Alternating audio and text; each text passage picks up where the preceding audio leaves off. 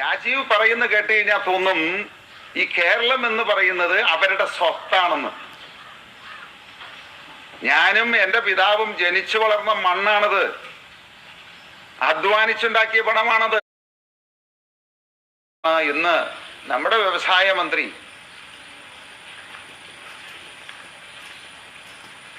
വളരെ മോശമായിട്ട്, അതായത് ആന്ധ്ര വളരെ മോശമാണ്, അത് അദ്ദേഹത്തിൻ്റെ ഒരു സ്ഥിരം പതിവാണ്. കഴിഞ്ഞ തവണ ഞാൻ തെലങ്കാനയിലേക്ക് പോയി കഴിഞ്ഞപ്പോൾ ഇവിടുന്ന് മുഖ്യമന്ത്രിയും വ്യവസായ മന്ത്രിയും കൂടി തെലങ്കാനയിൽ പോയി അവിടുത്തെ ബിസിനസ്സുകാരെയൊക്കെ ക്ഷണിച്ച് ഇങ്ങോട്ട് വരണമെന്ന് പറഞ്ഞ് അവിടെ ഒരു മേള നടത്തി.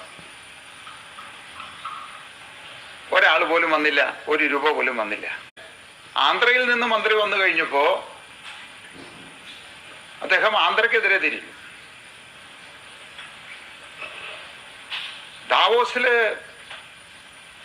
കേരളമടക്കം ഇന്ത്യയിലെ എല്ലാ സംസ്ഥാനങ്ങളും, ലോകത്ത് നിന്ന് വിവിധ രാജ്യങ്ങളിലെ ആളുകൾ വന്ന് അവിടെ നിക്ഷേപങ്ങൾ സ്വീകരിക്കുകയുണ്ടായി.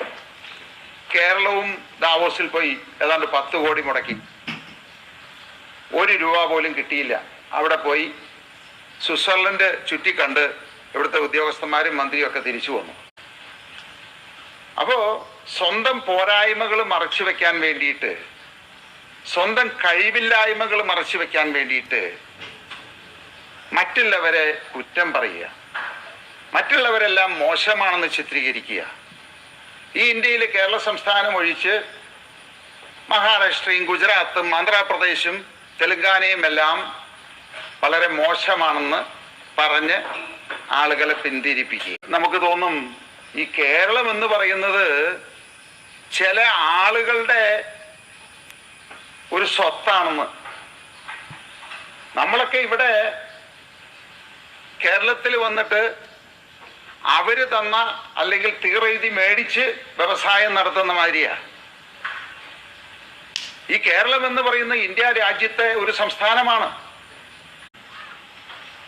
ഞാനും എൻ്റെ പിതാവും ജനിച്ചു വളർന്ന മണ്ണാണത്, അധ്വാനിച്ചുണ്ടാക്കിയ പണമാണത്, ആരുടെയും ഔദാര്യം കൊണ്ടുണ്ടാക്കിയതല്ല. കേരള സർക്കാരോ ഈ പറയുന്ന രാജീവോ ഇടതുപക്ഷ ഗവൺമെന്റോ ഒന്നും ഒരാനുകൂല്യവും ഞങ്ങൾക്ക് തന്നിട്ടില്ല, ഞങ്ങൾ പറ്റിയിട്ടില്ല. അധ്വാനിച്ചു മാത്രം ഉണ്ടാക്കിയ പണമാണ്. അതിന്റെ അവകാശം പറഞ്ഞു വരേണ്ട യാതൊരു കാര്യവും അവർ, അത് ആരുടെയും അവരുടെ സ്വത്താണ്.